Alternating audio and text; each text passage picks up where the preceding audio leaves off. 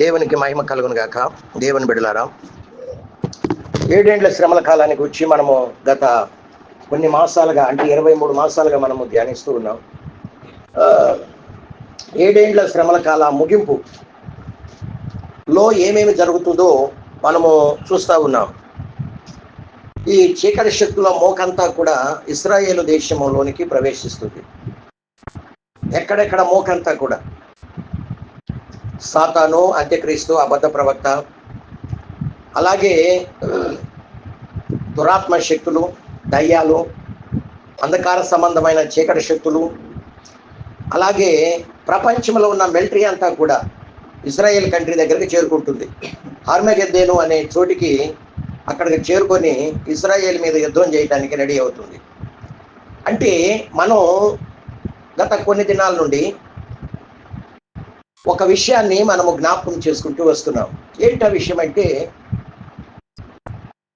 ఆకాశము క్రింద ఉన్న భూమి మీద 2 రకాలైన ప్రజలంటే సాతానికి ఇష్టం లేదు. ఒకటి యూదులు, 2 సంఘము.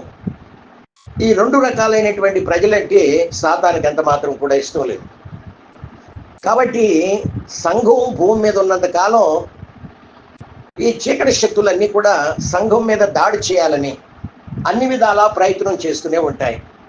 కానీ దేవుని వాక్యం తెలియచేస్తుంది. దేవుడు అంటున్నాడు, నా పరిశుద్ధులను ముట్టినవాడు నా కనుగుడ్డును ముట్టినట్లే అని. రెండవదిగా, దేవుని ప్రజల చుట్టూ దేవదూతలు గార్డ్స్గా ఉండి సెక్యూరిటీ, భద్రతనిస్తూ ఉంటారు. మూడవదిగా, దేవుని ప్రజలు దేవుని అభిషేకంతో నింపబడి ఉంటున్నారు.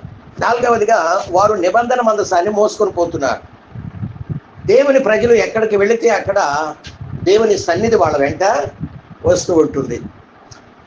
దేవుని ఇన్ని రకాల సెక్యూరిటీ దేవుడు కల్పించినప్పటికీ అక్కడక్కడ ఈ చీకటి మోక అనేది సంఘానికి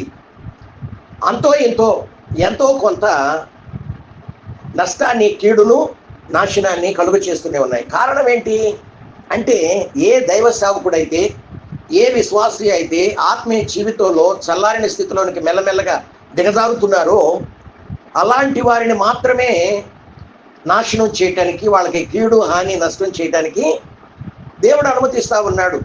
ఎందుకంటే పాపము లేని పరిశుద్ధుణ్ణి దయ్యాలు కూడా, చీకటి మోక కూడా ముట్టడానికి భయపడతా ఉంటాయి. ఒకానొక సందర్భంలో అపోస్తుల కార్యం 19వ అధ్యాయంలో ఈ స్కెవా అనే ఒక ప్రధాన యాజకుడికి 7 కుమారులు ఉన్నారు. పౌలు చేసినట్లు వీళ్ళు కూడా చేయాలని పౌలు ఏం చేస్తున్నాడు, యేసునామాన దయ్యాలు వెళ్ళగొడుతున్నారు. దీన్ని చూస్తూ వస్తున్నటువంటి ఆ స్కెవా అనే ప్రధాన యాజకుని 7 కుమారులు, వాడు కూడా, అంటే మాంత్రిక విద్య కలిగినటువంటి వాడు అంటే వాడు కూడా వచ్చి యేసు నామము ఉచ్చాటన చేసి, దయ్యమా పో అంటుంటే దయ్యం వాళ్ళని పట్టుకొని చిత్తగొట్టి, నేను పౌలును ఎరుగుదును, యేసుని ఎరుగుదును, ఇంతకీ మీరెవరు అంటే, ప్రార్థనా జీవితం లేని, పరిశుద్ధత లేని వాళ్ళ మీద దయ్యం కానీ, సాతాను కానీ, చీకటి మోక కానీ, దురాత్మల సమూహం కానీ దాడి చేయటానికి అవకాశము. ఈ సందర్భంలో స్కెవా కుమారుల మీద దాడి చేయటానికి కారణం ఏంటి, వాళ్ళు ప్రార్థన లేదు, పరిశుద్ధత లేదు కదండి, మాంత్రిక విద్యను అభ్యసించినటువంటి వారు. అదే కనుక దేవుని పవర్ని కలిగి ఉన్నటువంటి దేవుని బిడ్డల్ని ముట్టడానికి దేవుడు అనుమతి ఇవ్వకపోయినా కానీ వాటికి కలవరం. పరిశుద్ధుణ్ణి, ఒక దేవుని బిడ్డను, నిజమైన దేవుని బిడ్డను చూస్తే దయ్యాలకి వణుకు, చీకటి మోకకు వణుకు. అల్లంత దూరంలో ఉండగానే దైవచనులు, అంటే దేవుని బిడ్డలు, పరిశుద్ధులు పిట్టల్లా ఎగిరిపోయినట్లు దయ్యాలన్నీ కూడా ఎగిరిపోవడానికి ఆస్కారం ఉంది కదండి. ఇందుకీ సంఘం మీద కావచ్చు, మనుషుల మీద కావచ్చు, దాడి చేయాలని పొంచున్నటువంటి చీకటి మోక ఓపెన్గా ఎవరెవరు తిరుగుతున్నారు అంటే, ఒకటి సాతాను ఓపెన్గానే తిరుగుతున్నాడు. వాడు బంధించబడలా. 1000 ఏండ్ల పాలనకు ముందు వాడు 1000 సంవత్సరాలు బంధించబడతాడు. కాబట్టి వాడు ఓపెన్గానే తిరుగుతున్నాడు. ఇప్పుడు సంఘం మీద దాడి చేయాలని వాడు ఏం చేస్తున్నాడు, ప్రతి ఇంట వాకిట వాడు వచ్చి నిలిచి చూస్తూ ఉన్నాడు. రెండవదిగా, వాడితో పాటు 1/3 వంతు ఏదైతే దేవదూతలు పడిపోయారో వాళ్ళలో కొంతమందిని దేవుడు కటిక చీకటి గల బిలములో, పాతాళములో నిత్యపాసాలతో తీర్పు కొరకై బంధించాడు. వాళ్ళ కాకుండా మరికొంతమంది దేవదూతలు యూఫ్రటీస్ నది దగ్గర బంధించబడి ఉన్నారు. మిగిలిన వాళ్ళందరూ కూడా ఓపెన్ గానే తిరుగుతున్నారు. మిగిలిన పడిపోయిన 1/3 వంతులో ఈ 2 రకాలైన వాళ్ళు బంధించబడ్డారు. వాళ్ళు కాక మిగిలిన వాళ్ళందరూ కూడాను వాళ్ళు ఓపెన్ గానే తిరుగుతూ ఈ క్రైస్తవులకు, సంఘానికి, పరిశుద్ధులకు హాని చేయాలని చూస్తున్నారు. ఇంకెవరెవరు తిరుగుతున్నారు ఓపెన్ గా అంటే, ఆదికాండం 1:1 దేవుడు ఆది యందు భూమిని ఆకాశాన్ని సృష్టించాడు. భూమిని సృష్టించిన తర్వాత కొన్ని దినాలకి దేవుడు భూమి మీద ఒక జాతిని కూడా సృష్టించాడు. ఒక జాతి ఉంది భూమి మీద అని మనం చెప్పుకుంటూ వస్తున్నాం. ఆ జాతి మనుషుల్లాగా ఉన్నారో లేక మరి ఎలా ఉన్నారో మనకు తెలియదు. అప్పట్లో ఏముండే అని చెప్పుకున్నాము, డైనోసార్లు భూమి మీద సంచారం చేస్తూ ఉండేవి. ఒక్కొక్క డైనోసారు 10 అంతస్తులు బిల్డింగ్ అంత ఎత్తులో ఉంటామని మనం చెప్పుకున్నాం ఒక 7 నెలల క్రితం కదండి. ఒక్కొక్క డైనోసారు ఎంత ఎత్తులో ఉంటుంది? 10 అంతస్తుల ఎత్తులో బిల్డింగ్ ఉంటుంది. దాని పొడవు కొన్ని వందల మీటర్లు ఉంటుంది అని కూడా మనం చెప్పుకున్నాం.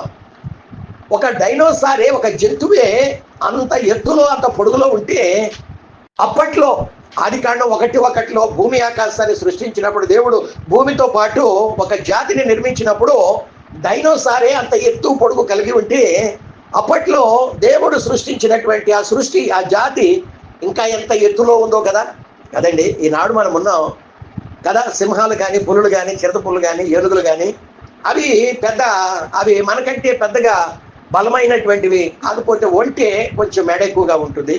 ఏనుగు మానవుని కంటే కొంచెం పెద్దగా ఉంటుంది. మిగిలినవన్నీ కూడా మానవుని కంటే చిన్న.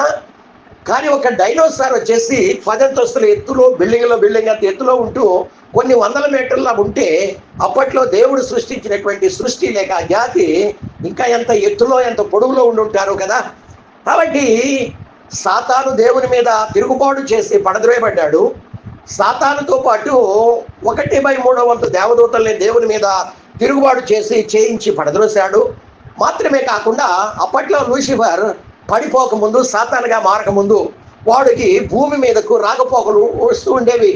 అటువంటి సందర్భంలో వాడు సాతానుగా పడిపోయిన తర్వాత భూమి మీద ఉన్నటువంటి ఆ జాతిని వాడు దేవుని మీద తిరుగుబాటు చేయించినప్పుడు, దేవుడు అప్పట్లో ఏం చేశాడు, జల ప్రళయాన్ని పంపించి ఆ సృష్టి అంతటినీ కూడా, ఆ జాతిని, వాటితో పాటు డైనోసార్లను, అప్పట్లో ఉన్న చెట్లను, ఆ సృష్టి అంతటినీ కూడాను దేవుడు నాశనం చేశాడు అని మనం కదండి పేతురు పత్రిక 3వ అధ్యాయము 6వ వచనంలో చదువుకున్నాం.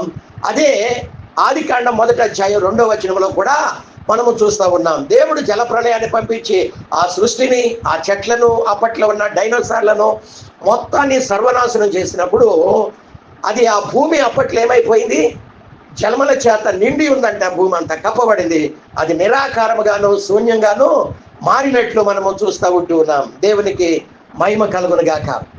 అయితే అప్పట్లో ఉన్న జాతిని దేవుడు నాశనం చేసినప్పుడు, చంపేసినప్పుడు వాటి ఆత్మలు ఏమైపోయాయి అంటే, ఎఫెసీ పత్రిక 6వ అధ్యాయం 12వ వచనంలో గత వారం మనం చదువుకున్న రీతిగా దురాత్మలుగా మారిపోయినట్లు మనం చూస్తున్నాం. కాబట్టి 3వ క్యాడర్ వచ్చేసింది. ఒకటేమో సాతాను ఓపెన్ గా తిరుగుతున్నాడు. రెండవదిగా పడద్రోయబడినటువంటి దేవదూతలు 1/3 వంతు బంధించబడ్డవారు కాకుండా మిగిలిన వాళ్ళందరూ ఓపెన్ గానే తిరుగుతూ సంఘం మీద దాడి చేయాలని ప్రయత్నం చేస్తూనే ఉన్నాయి. మూడవదిగా ఆ జాతిని దేవుడు చంపేసినప్పుడు ఆ జాతి వాళ్ళ ఆత్మలు దురాత్మలుగా మారినట్లు మనము చూస్తూ ఉన్నాం. నాలుగవదిగా ఎవరు చెప్పండి. నోబహు కాలంలో జల ప్రళయానికి ముందు ఆ పడద్రోయబడినటువంటి 1/3 వంతు దేవదూతల్లో కొంతమంది వచ్చి నరుడు కుమార్తెలో వారితో పోయి వ్యభిచారం చేసినప్పుడు వీళ్ళకి పుట్టిన వాళ్ళు నెఫీలీయులు. దేవుడు ఆకాశం నుండి తొంగి చూసినప్పుడు ఈ నెఫీలీయుల్లో దేవుని యొక్క స్వరూపము కానీ, దేవుని పోలిక కానీ వాళ్ళలో కనబట్టల్లా.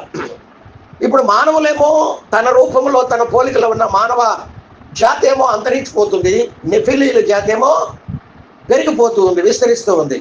దేవుడు చూచి సహించలేక అప్పట్లో మరలా జల ప్రళయం పంపించి నోబహు కాలంలో ఆ నెఫీలీయులతో పాటు మనుషులందరినీ, జంతువుల్ని, పురుగుల్ని అన్నిటిని కూడా నాశనము చేశాడు.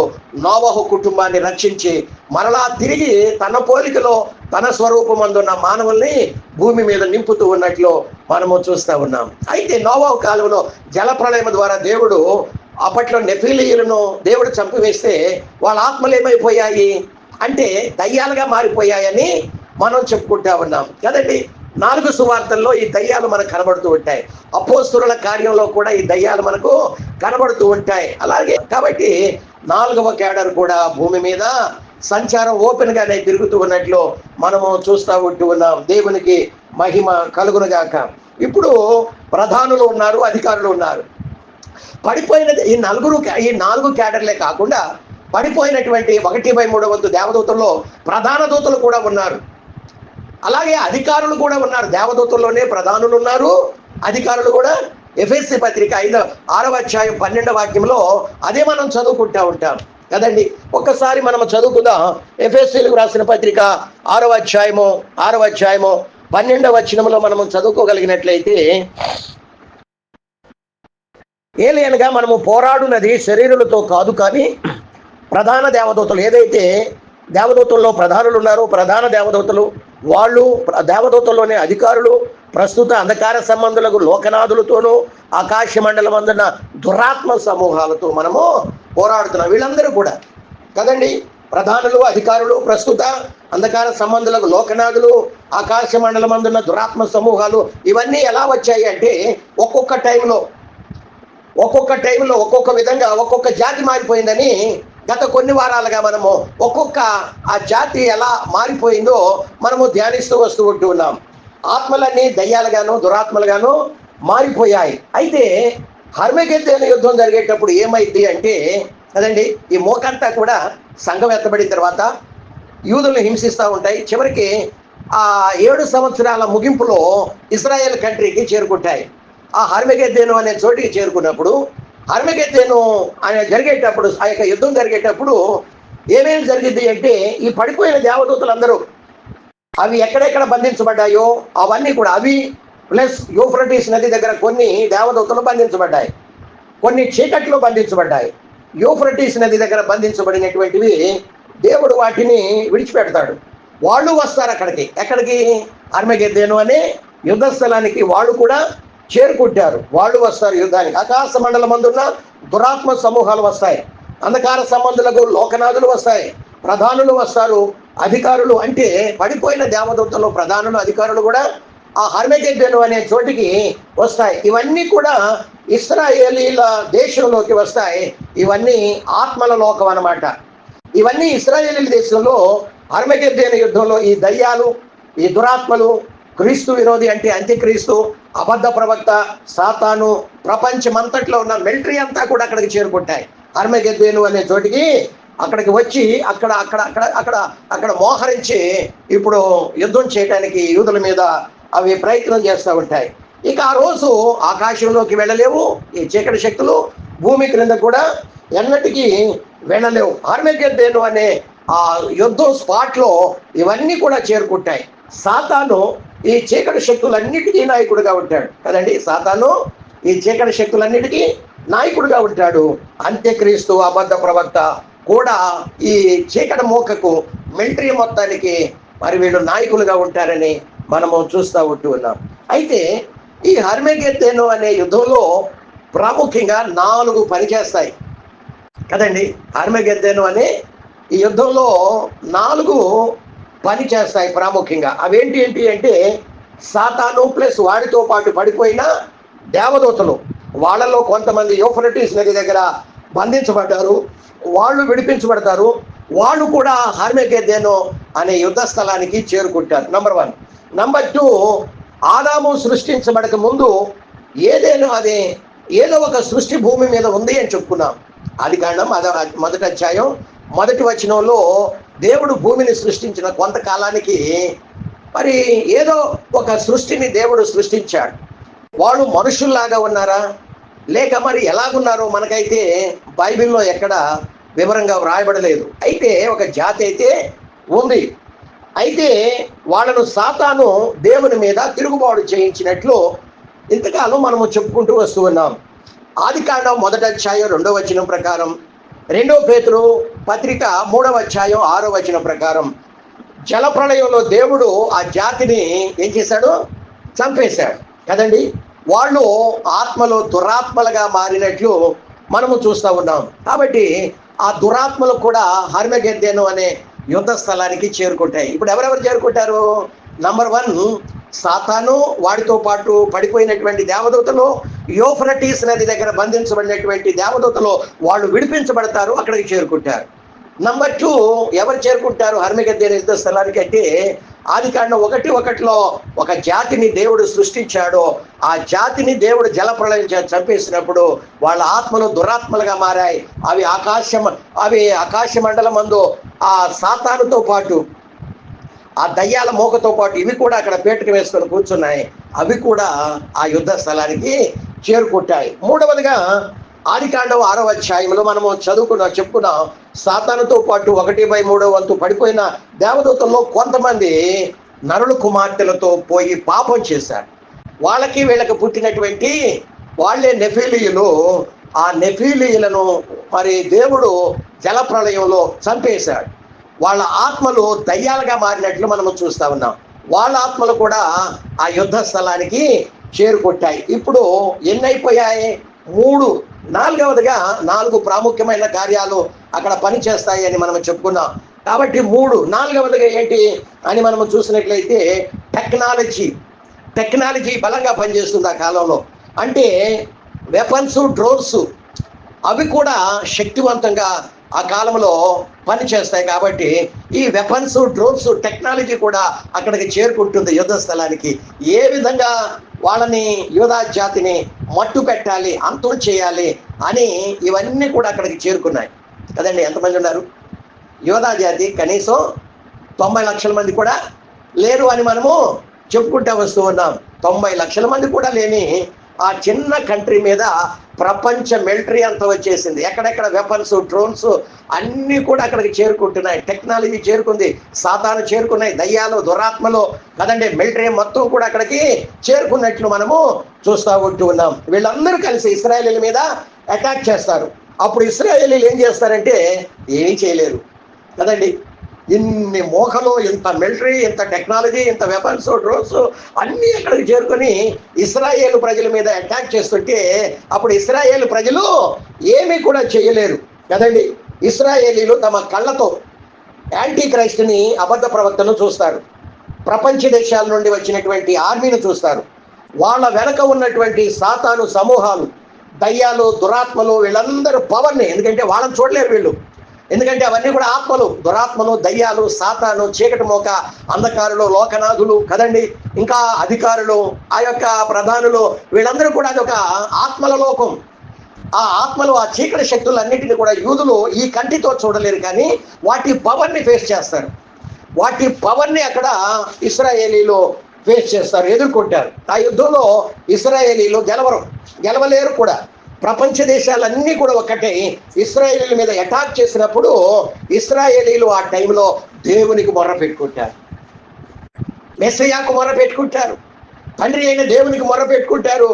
మొర్ర పెట్టుకుంటే ఆ మొర్ర పరలోకంలో ఉన్నటువంటి దేవుని సముఖంలోనికి చేరుతుంది.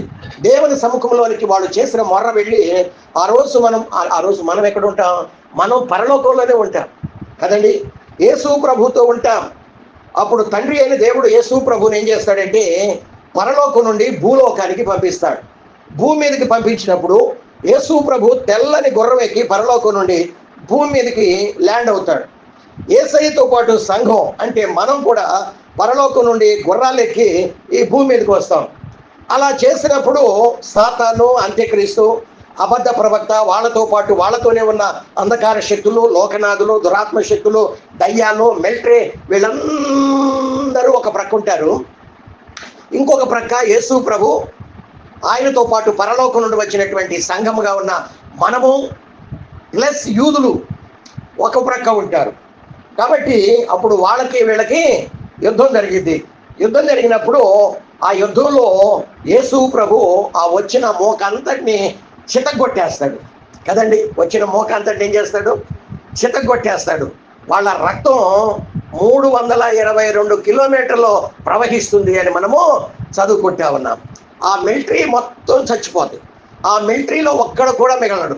ఆ మిలిటరీ మొత్తం చచ్చిపోయినప్పుడు వాళ్ళ రక్తం ఏరులై ప్రవహించి 322 కిలోమీటర్ల దూరం ప్రవహిస్తుంది. ఎందుకంటే బైబిల్లో వ్రాయబడి ఉంది 200 మైళ్ళు ప్రవహిస్తుంది అని.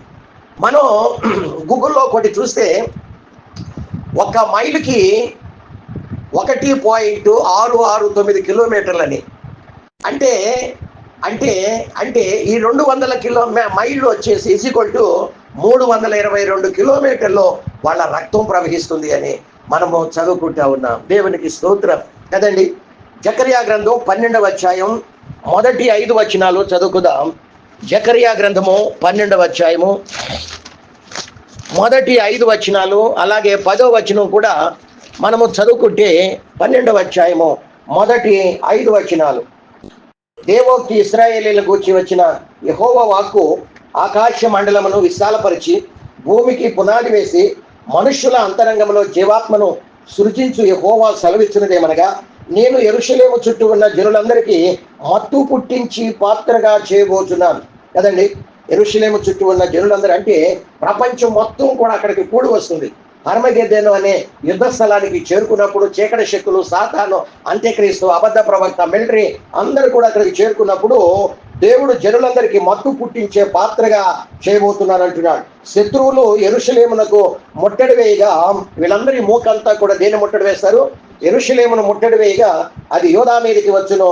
ఆ దినమందు నేను యెరూషలేమును సమస్తమైన జనులకు బరువైన రాయిగా చేతును. కదండి, ఆ దినమందు యెరూషలేమును అంటే యోధా ఇశ్రాయేలు ప్రజలను సమస్తం కూడి వచ్చిన మోకంటడికి దేవుడు ఏం చేయబోతున్నాడు? బరువైన రాయిగా చేస్తాను. దానిని ఎత్తు మోయి వారందరూ మిక్కిలి గాయపడుదురు, భూజనులందరూ దానికి విరోధులై కూడుదురు. ఇదే యెహోవా వాక్కు. ఆ దినమందు నేను గుర్రములన్నిటికీ బెదురును, వాటిని ఎక్కువ వారికి వెర్రిని పుట్టింతును. యోధా వారి మీద నా దృష్టి ఉంచి జనముల గుర్రములన్నిటికీ అంధత్వమును కలుగచేతును. అప్పుడు యెరూషలేములో అధికారులు, యెరూషలేము నివాసులు తమ దేవుడైన యెహోవాను నమ్ముకొనుట వలన మాకు బలము కలుగుతున్నదని తమ హృదయముల యందు చెప్పుకొందురు. అలాగే 10వ వచనములో ఆ మూకంతా కూడా ఆ దేశం చుట్టుముగినప్పుడు ఎక్కడెక్కడ చీకటి శక్తులు, అంత్యక్రీస్తు, అబద్ధ ప్రవక్త, దురాత్మలు అన్నీ కూడా అక్కడికి చేరుకున్నప్పుడు వాళ్ళు ఏం చేస్తారని చెప్పుకున్నా? దేవునికి మొర్ర పెట్టుకుంటారు. యెహోవా దేవునికి మొర్ర పెట్టుకుంటారు, మెస్సీయాకు మొర్ర పెట్టుకుంటారు, తండ్రి అయిన దేవునికి మొర్ర పెట్టుకుంటారు. మొర్ర పెట్టినప్పుడు దేవుడు ఏం చేస్తాడంటే 10వ వచనంలో, దావీదు సంతతి వారి మీదను యెరూషలేము నివాసుల మీదను కరుణ నొందించు ఆత్మను, విజ్ఞాపన చేయ ఆత్మను నేను కృమ్మరిస్తాను.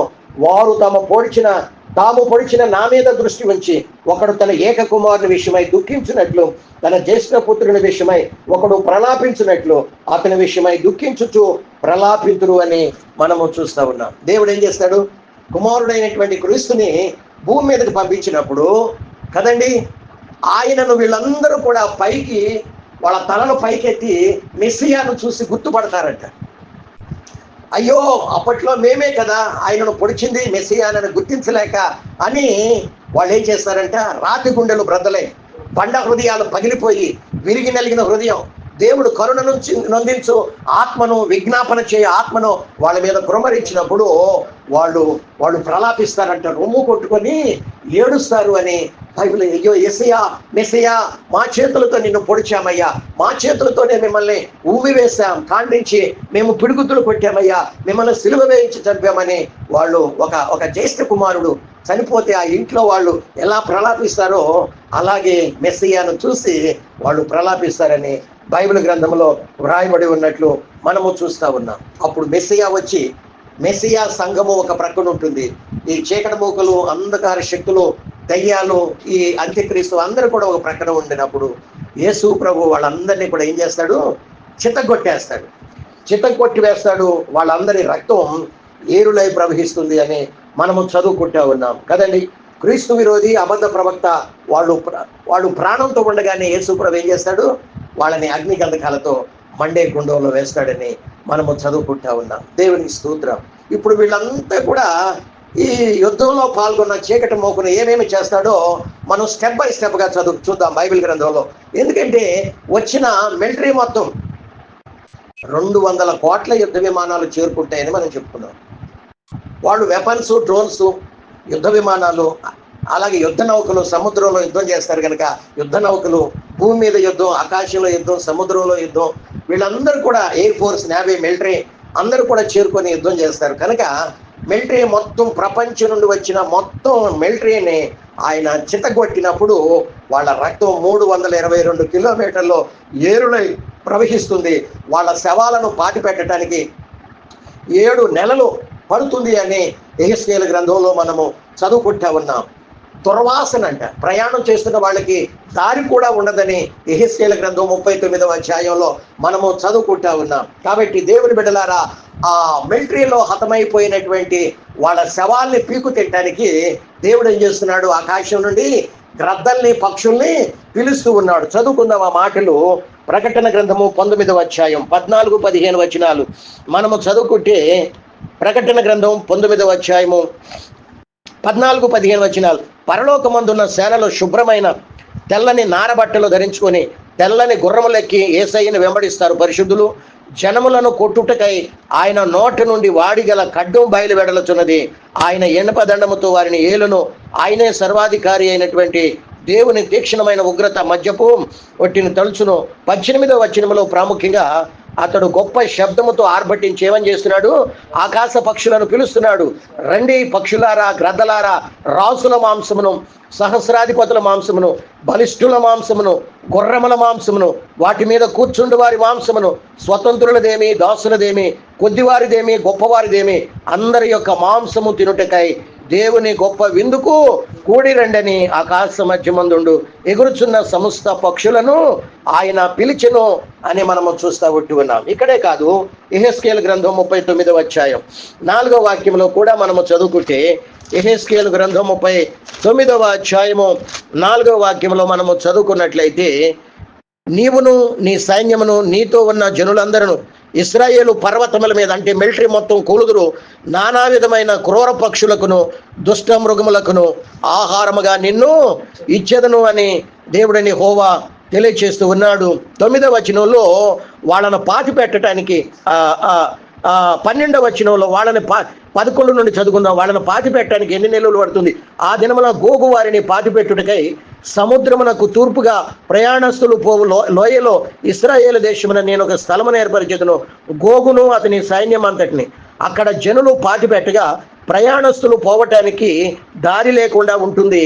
ఆ లోయకు హమోన్ గోగు అను పేరు పెట్టబడును. దేశమును పవిత్రపరచుచు ఇశ్రాయేలీలు 7 నెలలు వారిని పాతి పెట్టుచూ ఉంటారు. 10వ వచనం, 9వ వచనంలో ఆ వచ్చిన యుద్ధ విమానాలన్నీ కూడా కాలుతూనే ఉంటాయి అంటే 7 సంవత్సరాలు. 9వ ఇశ్రాయేలీల పట్టణంలో నివసించు వారు బయలుదేరి కవచములను, డాళ్లను, కేడములను, వెండ్లను, బాణములను, గదలను, ఈటెలను తీసుకుని పోయి పొయ్యిలో కాల్చుదురు. వాటి వలన 7 సంవత్సరములు అగ్ని మండుతూనే ఉంటుంది అని మనము చదువుకుంటా ఉన్నాం. దేవునికి స్తోత్రం. తలలు వంచుదాం. సమయం అయిపోయింది కనుక ప్రభు అక్కడ ఆలస్యమైతే ఈ వాక్యాన్ని మనమందరం కూడా పొడిగించుకోవడానికి ప్రయత్నం చేద్దాం. ఎందుకంటే యుద్ధంలో ఎవరెవరు సాతానును దేవుడేం చేయబోతున్నాడు? ఓడిపోయిన మోకను, ఓడిపోయిన మిలిటరీని దేవుడు చితగొట్టాడు. వాళ్ళని ఏం చేయబోతున్నాడు? ఆ దయ్యాలు, దురాత్మలు ఏం చేయబోతున్నాడు? అంత్యక్రీస్తు అబద్ధ ప్రవక్తను ఏం చేయబోతున్నాడు? యుద్ధంలో వాళ్ళందరినీ ఓడించి చితగొట్టి ఏమేమి చేయబోతున్నాడు వాళ్ళకి? రాబోయే దినాలలో మనము ధ్యానించడానికి ప్రయత్నం చేద్దాం. ప్రేరేపించబడినటువంటి వారు ఒకరు ప్రార్థించాలని ప్రభుపేట మనం చేస్తూ ఉన్నాం.